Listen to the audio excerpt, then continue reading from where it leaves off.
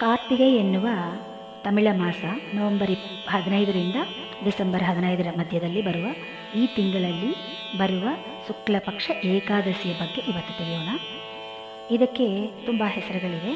ಕೈಸಿಕ ಏಕಾದಶಿ, ಉತ್ಥಾನ ಏಕಾದಶಿ, ಮೋಕ್ಷದ ಏಕಾದಶಿ, ಪ್ರಮೋದಿನಿ ಏಕಾದಶಿ ಅಂತೆಲ್ಲ ತುಂಬ ವಿಶಿಷ್ಟವಾದ ಪುರಾಣಗಳಲ್ಲಿ ತುಂಬ ವಿಶಿಷ್ಟವಾದ ಒಂದು ಸ್ಥಾನ ಈ ಏಕಾದಶಿಗೆ. ಚಾತುರ್ಮಾಸ್ಯ ಮುಗಿಸ್ಕೊಂಡು ದೇವರು ಗಾಢ ನಿದ್ರೆಯಿಂದ ಎದ್ದು ಇವತ್ತು ಏಕಾದಶಿ ದಿವಸ ನಿದ್ರೆಯಿಂದ ಎದ್ದೇಳ್ತಾರೆ. ಅದಕ್ಕೆ ಉತ್ಥಾನ ಏಕಾದಶಿ ಅಂತ ಹೆಸರು.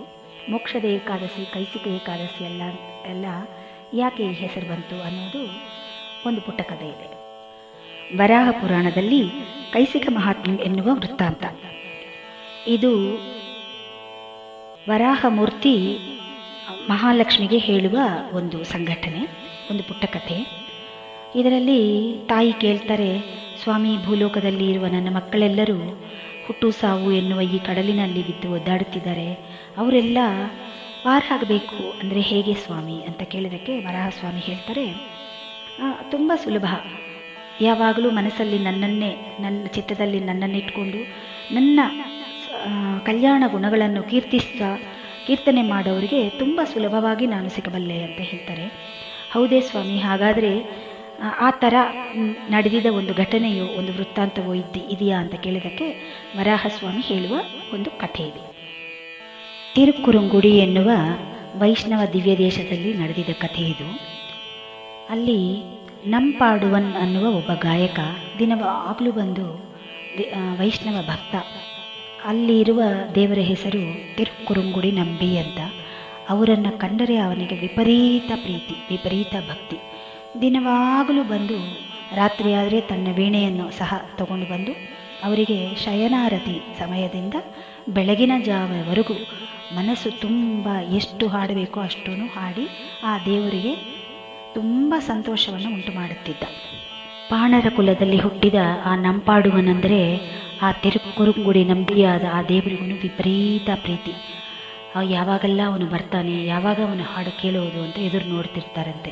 ಅವನನ್ನು ನೋಡಲಿಕ್ಕಾಗಿಯೇ ಅವನು ಕೆಳಜಾತಿ ಆಗಿರೋದ್ರಿಂದ ದೇವಸ್ಥಾನದ ಒಳಗಡೆ ಹೋಗಿ ಹಾಡುವುದಕ್ಕಾಗೋದಿಲ್ಲ. ಅದರಿಂದ ಅವನು ದೇವಸ್ಥಾನ ಆಚೆ ನಿಂತು ಹಾಡುತ್ತಿದ್ದರೆ ದೇವರು ಅವನನ್ನು ನೋಡಬೇಕು ಅಂತ ಎದುರುಗಡೆ ಇದ್ದ ಧ್ವಜಸ್ತಂಭ, ಅವನ ಮುಖ ಕಾಣಿಸ್ತಿಲ್ಲ ಅಂತ ಹೇಳಿ ಧ್ವಜಸ್ತಂಭವನ್ನು ಸ್ವಲ್ಪ ಎಡಗಡೆಗೆ ಜರುಗಿಸಿ ನಿಲ್ಲಿಸೋಕ್ಕೆ ಹೇಳಿದ್ರಂತೆ. ಈಗಲೂ ಆ ತಿರುಕುರುಂಗುಡಿ ದಿವ್ಯ ದೇಶದಲ್ಲಿ ಧ್ವಜಸ್ತಂಭ ಗರ್ಭಗುಡಿಯಲ್ಲಿ ನೇರವಾಗಿ ಇರುವುದಿಲ್ಲ, ಸ್ವಲ್ಪ ಎಡಗಡೆಗೆ ಜರುಗಿರುತ್ತೆ. ಸೊ ಊರಿಂದ ಆ ತಿರುಕುರುಂಗುಡಿ ದಿವ್ಯ ದೇಶದ ಮಧ್ಯಕ್ಕೆ ಒಂದು ಕಾಡು.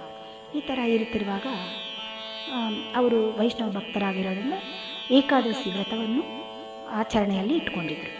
ಒಂದು ಏಕಾದಶಿ ದಿನ ಬೆಳಗಿಂದ ಏನು ತಿನ್ನದೆ ಸಾಯಂಕಾಲ ತನ್ನ ವೀಣೆಯನ್ನು ತಗೊಂಡು ಆ ಪರಮಾತ್ಮನ ಒಂದು ಸ್ತುತಿ ಹಾಡಲಿಕ್ಕೆ ಹೊರಟು ಸಂತೋಷದಿಂದ. ಆ ಥರ ಇರುವಾಗ ಕಾಡಲ್ಲಿ ಒಂದು ಬ್ರಹ್ಮರಾಕ್ಷಸ ಅದು ಬಂದು, ಇವತ್ತು ನನಗೇನೂ ಸಿಗಲಿಲ್ಲ, ನೀನೇ ನನ್ನ ಆಹಾರ ಅಂತ ಹೇಳುತ್ತೆ. ಅದಕ್ಕೆ ಇವರು ಬಂದು ಹೇಳ್ತಾರೆ, ಇವತ್ತು ನನಗೆ ಸ್ವಲ್ಪ ಕಾಲಾವಕಾಶ ಕೊಡು, ನನಗೆ ಬೇರೇನೂ ಕೇಳಲ್ಲ. ಒಂದು ನಿನಗೆ ನನ್ನಿಂದ ನಿನ್ನ ಒಂದು ಹಸಿವು ತೀರುತ್ತೆ ಅಂದರೆ ಅದಕ್ಕಿಂತ ನನಗೆ ದೊಡ್ಡ ವಿಷಯ ಬೇರೆ ಏನೂ ಇಲ್ಲ. ಈ ಒಂದು ದೇಹವನ್ನು ಇಟ್ಕೊಂಡು ನಾನು ಮಾಡೋದೇನೂ ಇಲ್ಲ. ಸೊ ಖಂಡಿತವಾಗಲೂ ನಾನು ನಿನಗೆ ಆಹಾರ ಆಗ್ತೀನಿ, ಆದರೆ ನನಗೆ ಸ್ವಲ್ಪ ಕಾಲಾವಕಾಶ ಬೇಕು ಅಷ್ಟೇ. ನಾಳೆ ಬೆಳಗಿನ ಜಾವ 3-4 ಗಂಟೆಗೆ ನಾನು ರಿಟರ್ನ್ ಬಂದುಬಿಡ್ತೀನಿ, ಆವಾಗ ನೀನು ತಿನ್ನಬಹುದು ಅಂತ. ಅದಕ್ಕೆ ಆ ಬ್ರಹ್ಮರಾಕ್ಷಸ ನಕ್ಬಿಟ್ಟು, ಯಾರಾದರೂ ಮನುಷ್ಯ ಒಂದು ಸಲ ತಪ್ಪಿಸ್ಕೊಂಡ್ಬಿಟ್ರೆ ತಿರ್ಗಾ ಬರ್ತಾನ, ಏನು ಹೇಳ್ತಾ ಇದೆಯಾ ನೀನು ಅಂದರೆ, ಇಲ್ಲ ನಾನು ವೈಷ್ಣವ ಅಂದರೆ ಮೊದಲನೆಯ ಮಾತು ಏನು, ಸತ್ಯವನ್ನೇ ಆಚರಿಸ್ತಾನೆ, ಒಂದು ಸುಳ್ಳು ಹೇಳಲ್ಲ. ಸೊ ನಾನು ವೈಷ್ಣವನಾಗಿದ್ದರಿಂದ ನನ್ನ ಮಾತು ನೀನು ನಂಬುವುದು. ಆ ಬ್ರಹ್ಮರಾಕ್ಷಸ ನಂಬಲ್ಲ. ಆಮೇಲೆ ಒಂದು 18 ಪ್ರಾಮಿಸಸ್ ಮಾಡ್ತಾರೆ ಇವರು. ಅದಕ್ಕೆ ಯಾವುದಕ್ಕೂ ನಂಬಲ್ಲ. ಅಂದರೆ ನಾನು ಕುಡಿಯಲ್ಲ, ಕುಡಿದು ಬೇರೆಯವನ ಫ್ರೆಂಡನ್ನ ಹೆಂಡತಿನ ನೋಡಲ್ಲ, ವ್ಯಭಿಚಾರ ಸ್ಥಳಕ್ಕೆ ಹೋಗಲ್ಲ, ಜೂಜಾಡಲ್ಲ, ಇಂಥದ್ದೆಲ್ಲ ಮಾಡಿದ್ರೆ ಏನು ಪಾಪ ಬರುತ್ತೋ ಅದೆಲ್ಲ ನನಗೆ ಬರಲಿ ಅಂತ ಏನೇನೋ ಹೇಳ್ತಾರೆ ಇವರು. ಅದು ಬ್ರಹ್ಮರಾಕ್ಷಸ ಕೇಳಲ್ಲ.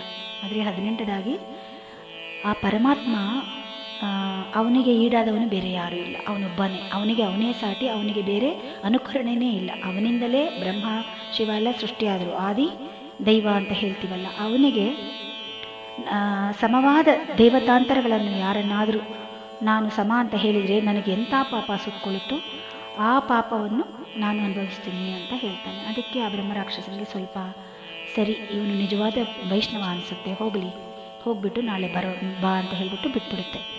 ಇವನು ತುಂಬ ಸಂತೋಷದಿಂದ ಹೋಗಿ ದೇವರಿಗೆ ರಾತ್ರಿ ಕಣ್ ತುಂಬ ನೋಡ್ಕೊಳ್ತಾನೆ. ಯಾಕೆಂದರೆ ಕೊನೆಯ ದಿವಸ ಅಂತ ಗೊತ್ತು. ಕಣ್ ತುಂಬ ನೋಡಿಕೊಂಡು ಮನಸ್ಸು ತುಂಬ ಏನೇನೆಲ್ಲ ಕೀರ್ತಿಸಬೇಕು, ಕೊನೆಯದಾಗಿ ಸ್ವಾಮಿ ನಿನ್ನನ್ನು ನಾನು ಕೀರ್ತಿಸಿಬಿಡ್ತೀನಿ ಅಂತ ಹೇಳಿ ತುಂಬ ಚೆನ್ನಾಗಿ ಕೈಸಿಗಪ್ಪಣ್ ಅನ್ನುವ ಒಂದು ಪದ್ಧತಿ, ಅದೊಂದು ರಾಗ. ಆ ರಾಗದಲ್ಲಿ ದೇವರಿಗೆ ಹಾಡೆಲ್ಲ ಹಾಡಿಬಿಟ್ಟು ಬೆಳಗಿನ ಜಾವ ಆಗುತ್ತಿರುವಾಗ ಆಯಿತು, ಬ್ರಹ್ಮರಾಕ್ಷಸ ಎದುರು ನೋಡ್ತಿರ್ತಾರೆ, ನಾನು ಹೋಗಬೇಕು ಅಂತ ತಿರುಗಿ ಬರ್ತಾ ಇರ್ತಾರೆ. ಅಷ್ಟರಲ್ಲಿ ಆ ತಿರುಕುರಂಗುಡಿ ದೇವಸ್ಥಾನದಲ್ಲಿ ಇರುವ ದೇವರ ಹೆಸರು ತಿರುಕುರುಗುಡಿ ನಂಬಿ. ಆ ನಂಬಿಗಳು ಬಂದ್ಬಿಟ್ಟು ಒಂದು ವೃದ್ಧ ಬ್ರಾಹ್ಮಣನ ಥರ ವೇಷ ಹಾಕ್ಕೊಂಡು ಬಂದು, ಇಲ್ಲಪ್ಪ ವನಕ್ಕೆ ಹೋಗಬೇಡ, ಕಾಡ್ದಾರದಲ್ಲಿ ಹೋಗಬೇಡ, ಅಲ್ಲಿ ಬ್ರಹ್ಮರಾಕ್ಷಸ ನಿನಗೋಸ್ಕರ ಕಾಯ್ತಿದ್ದಾನೆ, ಇನ್ನೂ ಕೂಡ ನಾನು ಇವಾಗಲೇ ನೋಡ್ಕೊಂಡ್ಬಂದೆ, ಸೊ ನೀನು ಬೇರೆ ದಾರಿ ಹಿಡಿದು ಮನೆಗೆ ಹೋಗು ಅಂತ ಹೇಳ್ತಾನೆ.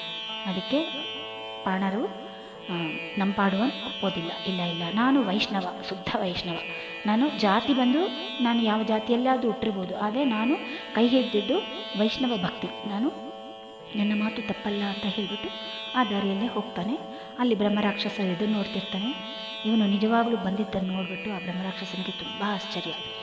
ಆಮೇಲೆ ಆ ಬ್ರಹ್ಮರಾಕ್ಷಸ ತನ್ನ ಒಂದು ತಿನ್ನಬೇಕು ಅನ್ನೋ ಒಂದು ನೆನಪನ್ನು ಬಿಟ್ಬಿಟ್ಟು, ಸ್ವಾಮಿ ಈ ಥರದವನ್ನು ನಾನು ನೋಡೇ ಇಲ್ಲ, ದಯವಿಟ್ಟು ನೀವು ನನಗೆ ಒಂದು ಸಹಾಯ ಮಾಡಬೇಕು ಅಂತ ಕೇಳ್ತಾನೆ. ಏನದು ಹೇಳು ಅಂದರೆ, ಏನಾದರೂ ಮಾಡು, ನೀ ಹೇಗಾದರೂ ಮಾಡು, ನನಗೆ ನೀನು ಇಷ್ಟು ದಿವಸ ಹಾಡಿದ ಪುಣ್ಯ ಇರುತ್ತೆ ಅಲ್ಲ, ಅದನ್ನೇ ನನಗೆ ಕೊಟ್ಬಿಡು ಅಂತ ಕೇಳ್ತಾನೆ. ಅದಕ್ಕೆ ಇವರು ಹೇಳ್ತಾರೆ, ನಾನು ಬಂದು ಯಾವುದೋ ಪುಣ್ಯಕ್ಕೋಸ್ಕರನೋ ಯಾವುದೋ ಏನೋ ನನಗೆ ಬೇಕು ಅಂತ ಪ್ರತಿಫಲವನ್ನು ಎದುರು ನೋಡಿ ನಾನು ನನ್ನ ದೇವರಿಗೆ ಹಾಡಲಿಲ್ಲ. ನನ್ನ ಮನಸ್ಸಿನ ಸಂತೋಷ, ನನ್ನ ದೇವರ ಮೇಲೆ ನನಗಿರುವ ಭಕ್ತಿ, ನನಗೆ ಅದರಿಂದ ಪಡೆಯುವ ಸುಖ, ಇದಕ್ಕಾಗಿ ನಾನು ಹಾಡ್ತೀನಿ ಬಿಟ್ಟು ಅದರಿಂದ ನನಗೇನೋ ಬೇಕು, ನಾನು ದೇವರಿಗೆ ಹಾಡಿದ್ರೆ ನನಗೆ ಫಲಿತ ಬೇಕು ಅಂತ ನಾನು ಯಾವತ್ತೂ ಹಾಡಿಲ್ಲ. ಸೊ ಆ ಥರ ಪುಣ್ಯ ನನ್ನ ಹತ್ರ ಯಾವುದೂ ಇಲ್ಲ. ಬ್ರಹ್ಮರಾಕ್ಷಸ ಕೇಳೋದಿಲ್ಲ, ದಯವಿಟ್ಟು. ಯಾಕೆಂದರೆ ಆ ಬ್ರಹ್ಮರಾಕ್ಷಸ ಅದಕ್ಕೂ ಮುಂಚೆ ತನ್ನ ಜನ್ಮದಲ್ಲಿ ಅವನೊಬ್ಬ ವಿಪ್ರ ಬ್ರಾಹ್ಮಣ. ಒಂದು ಯಜ್ಞ ಮಾಡುತ್ತಿರುವಾಗ ಮಧ್ಯದಲ್ಲಿ ಯಾವುದೋ ಒಂದು ತಪ್ಪು ನಡೆದು ಅವನಿಗೆ ಒಂದು ಯಜ್ಞ ಯಾಗಗಳನ್ನು ಶುರು ಮಾಡುವಾಗ ಅದು ಕೊನೆಯವರೆಗೂ ಮುಗಿಯೋವರೆಗೂ ಆವಿರ್ಭಾವ ಸ್ನಾನ ಆಗೋವರೆಗೂ ಖಂಡಿತ ಮಾಡಲೇಬೇಕು. ಅದು ಮಧ್ಯದಲ್ಲಿ ನಿಂತೋಯ್ತು ಅಂದರೆ ಅಂಥವರಿಗೆ ಈ ಬ್ರಹ್ಮರಾಕ್ಷಸ ಅವರು ತೀರ್ಕೊಂಡ್ಮೇಲೆ ಈ ಥರ ಬ್ರಹ್ಮರಾಕ್ಷಸರಾಗ್ತಾರೆ. ಸೊ ಅವನು ಒಂದು ಬ್ರಾಹ್ಮಣ. ಅದಕ್ಕೆ ಅವನೇನು ಹೇಳ್ತಾನೆ, ನೀನು ನಿನ್ನ ಈ ಪುಣ್ಯವನ್ನು ಕೊಟ್ಟರೆ ನನಗೆ ನನ್ನ ಸ್ವಯರೂಪ ಬಂದುಬಿಡುತ್ತೆ ಅಂತ. ಇವರಿಗೆ ಅರ್ಥ ಆಗಲ್ಲ ನಮ್ಮ ಪಾಣನಾಥರಿಗೆ. ಸರಿ, ಏನೋ ಕೇಳ್ತಿದೆಯಲ್ಲ ಹೋಗಲಿ ಅಂದರೆ, ದಯವಿಟ್ಟು ಏನೂ ಬೇಡ, ಇಷ್ಟು ದಿವಸದ ಫಲನೂ ಬೇಡ, ಇವತ್ತು ರಾತ್ರಿ ಏಕಾದಶಿಯ ವ್ರತ ಇದ್ದು ನೀನು ರಾತ್ರಿಯೆಲ್ಲ ಜಾಗರಣೆ ಮಾಡಿದೀಯ ಅಂತ ಒಂದು ಈ ಕೈಸಿಗ ಪಣ್ಣನ ಎಂಬ ಈ ರಾಗದ ಫಲವನ್ನು ನನಗೆ ಕೊಡು ಸಾಕು, ಹಾಗೆ ಆಗಲಿ ಅಂತ ಹೇಳಿದ ತಕ್ಷಣವೇ ಕೂಡಲೇ ಆ ಬ್ರಹ್ಮರಾಕ್ಷಸ ಆ ಒಂದು ದೇಹ ಬಿಟ್ಟು ಬ್ರಾಹ್ಮಣ ದೇಹಕ್ಕೆ ಬಂದುಬಿಡ್ತಾರೆ. ಅದನ್ನು ನೋಡಿದ ಅಲ್ಲೇ ಆ ಮುದುಕನಾಗಿದ್ದ ಕುರುಂಗುಡಿ ನಂಬಿಗಳು ಸ್ವಾಮಿಗಳು ಅಲ್ಲೇ ಇರ್ತಾರೆ, ಆ ದೇವರು. ಅದು ನೋಡಿ ತುಂಬ ಸಂತೋಷ. ಇಬ್ಬರಿಗೂ ಆ ಬ್ರಾಹ್ಮಣನಿಗೂ ಬ್ರಹ್ಮರಾಕ್ಷಸನಾದ ಆ ಬ್ರಾಹ್ಮಣನಿಗೂ ಒಂದು ಪುಷ್ಪಕ ವಿಮಾನ ಬರುತ್ತೆ, ಈ ನಂಪಾಡುವನಿಗೂ ಒಂದು ಪುಷ್ಪಕ ವಿಮಾನ, ಇಬ್ಬರಿಗೂ ಮೋಕ್ಷ ಸಿಗುತ್ತೆ. ಅದೇ ಮೋಕ್ಷದ ಏಕಾದಶಿ ಅಂತ ಹೆಸರು. ಕೈಸಿಗ ಏಕಾದಶಿ ಅಂದರೆ ಅವರು ತನ್ನ ಕೈಸಿಗ ಪಣ್ಣನ್ನುವ ಆ ರಾಗದಿಂದ ಹಾಡಿದ ಆ ಪುಣ್ಯ ಫಲವನ್ನು ಅವ್ರಿಗೆ ಕೊಟ್ಟಿದ್ರಲ್ಲ, ಅದಕ್ಕೆ ಕೈಸಿಗ ಏಕಾದಶಿ ಅಂತ ಹೆಸರು ಬಂತು. ಸೊ ಈ ಒಂದು ಮಹಾತ್ಮ್ಯದ ಕಥೆಯನ್ನು ಯಾರೆಲ್ಲ ಕೈಸಿಗ ದ್ವಾದಶಿ ಒಳಗಡೆ ಕೇಳ್ತಾರೋ ಅಂಥವ್ರಿಗೆಲ್ಲರಿಗೂ ಪುಣ್ಯ ಸಿಗುತ್ತೆ. ಈಗಲೂ ಆ ತಿರುಕುರುಂಗುಡಿ ದೇವಸ್ಥಾನದಲ್ಲಿ ಈ ಒಂದು ವೃತ್ತಾಂತವನ್ನು, ಈ ಕಥೆಯನ್ನು ಒಂದು ನೃತ್ಯ ರೂಪಕವಾಗಿ ಅಲ್ಲಿ ಪ್ರಸ್ತುತಪಡಿಸಿದ್ದಾರೆ. ಪ್ರತಿ ವರ್ಷವೂ ಕೈಸಿಗ ಏಕಾದಶಿಯ ರಾತ್ರಿ ಜಾಗರಣದ ಸಮಯದಲ್ಲಿ ಈ ಒಂದು ನೃತ್ಯ ರೂಪಕ ಅಲ್ಲಿ ನಡೆಯುತ್ತೆ. ಮನಸ್ಸಲ್ಲಿ ಚಿತ್ತದಲ್ಲಿ ಅವನನ್ನು ಇಟ್ಟುಕೊಂಡು ಕಣ್ತುಂಬ ಅವನ ವಿಗ್ರಹವನ್ನು, ಮಂಗಳ ವಿಗ್ರಹವನ್ನು ಕಣ್ತುಂಬಿಸಿಕೊಂಡು ಮನಸಾರೆ ಬಾಯಾರೆ ಅವನ ನಾಮ ಸಂಕೀರ್ತನೆ ಮಾಡುವರು ಎಲ್ಲರಿಗೂ ಮೋಕ್ಷ. ಎಲ್ಲರಿಗೂ ಗೊತ್ತಿರುತ್ತೆ, ಒಂದು ಪುರಂದರದಾಸರಾಗಲಿ, ವಾದಿರಾಜರಾಗಲಿ, ಕನಕದಾಸರಾಗಲಿ, ಅನ್ನಮಯ್ಯ ಆಗಲಿ, ತ್ಯಾಗಯ್ಯ ಆಗಲಿ, ಆ ಕಡೆ ನಾಮದೇವರು, ಜ್ಞಾನೇಶ್ವರ, ಜನಾಬಾಯಿ, ಮೀರಾಬಾಯಿ, ತುಕಾರಾಮ್, ಕಬೀರದಾಸರು, ಸೂರದಾಸರು, ಈ ಥರ ಎಲ್ಲ ಸಂತರು ಬಾಯಿಂದ ಕೀರ್ತನೆ ಮಾಡಿ ಸಂತೋಷಪಟ್ಟು ಆ ಪರಮಾತ್ಮನ ಅನುಗ್ರಹವನ್ನು ಪಡೆದಿದ್ದಾರೆ.